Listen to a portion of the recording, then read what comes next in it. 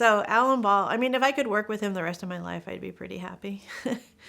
He's just, again, we had so much fun on this. It was, Holly Hunter and Tim Robbins, and they have a multicultural family of adopted kids and then one of their own. And so building a house for that was really fun. You could just bring in so much like texture and cultural elements. And Ron Franco found this like tree of life that we could put up on the wall, and it had like a branch for every family member. It's little things like that that make it special.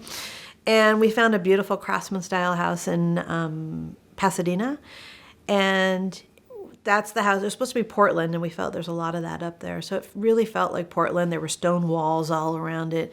And then we built the interior, and it looks nothing like the interior of that house. That house was tiny, claustrophobic, dark, like what Craftsman was in the day. And so we built this vibrant, big house with a big staircase in the family, and it looked so beautiful. And, we didn't build it out of scale. I matched the windows. It didn't look like we went into Narnia at the last minute. It looked, like it really fit. And so we brought the homeowners there at the end of the season.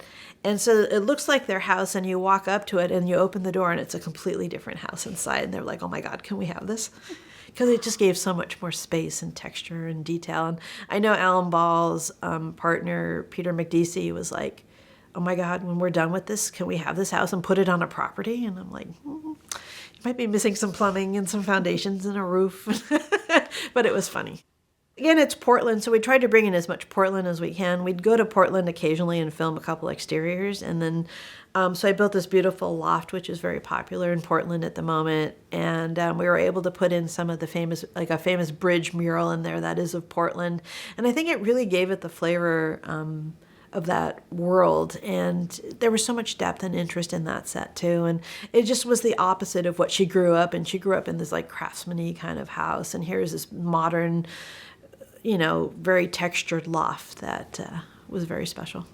I don't do that many kids' rooms, oddly enough, so you could actually have some fun. Like, she was, a style editor, so she had taste. So, they would probably go to like a pottery barn or do something fun.